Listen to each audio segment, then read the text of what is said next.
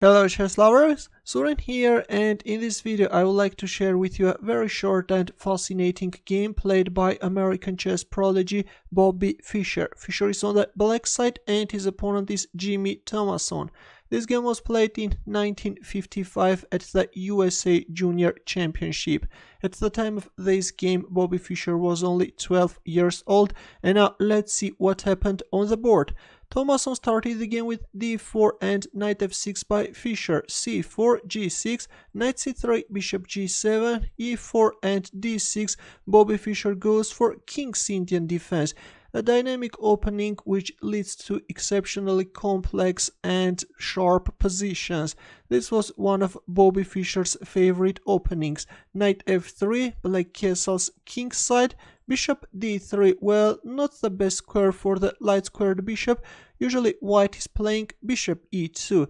This is the most popular move, but in the game we see bishop d3, bishop g4, white castles kingside, knight c6, bishop e3, knight d7. Black is opening up the dark squared bishop's diagonal and is preparing e5, f5, bishop e2, bishop takes f3, bishop takes f3. Now comes e5 and white is meeting e5 with d5, is closing the center and is grabbing more space. Knight e7, bishop e2, and here we go f5, a very standard breakthrough in King's Indian defense.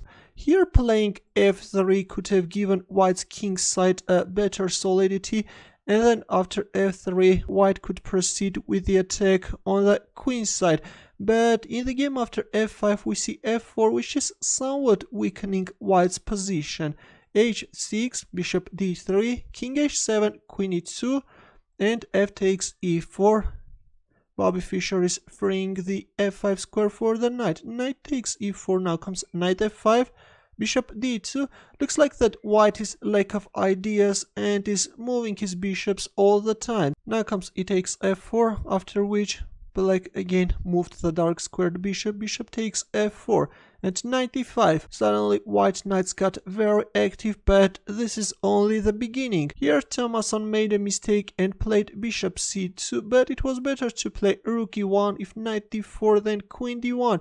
Though black's position is preferable, but this could have been better for white. But after knight e5 Thomason played bishop c2, and after knight d4 it turns out that now white will lose his pawn on c4, queen d2, and simply knight takes c4, and this bishop is protecting the knight, no problem at all. Right now the queen on d2 is under attack, and it turns out that there is no safe square for white queen. For example, if queen d3, then this time black can munch another pawn, and white is in trouble, guys. This is a one position for black. After knight takes c4, Thomason played queen f2, but this stepped into another tactical shot. Can you find Bobby Fischer's next move? Ready? He simply captured on f4, and after queen takes f4, here comes the knight e2, and we have a deadly for king h1, knight takes f4, and white resigned. There is not much white can do, guys. White's position will soon collapse. That's why understanding it after losing his queen, Thomason resigned. Thomason played terribly. Looks like that he didn't know how to play against King's Indian defense, and with these tricky knights Bobby Fischer managed to punish his opponent in style. Thanks for watching. Here are more suggestions for you. For more games, consider subscribing to my channel. I will see you in the next video. By the way, knights are tricky, guys. Be careful.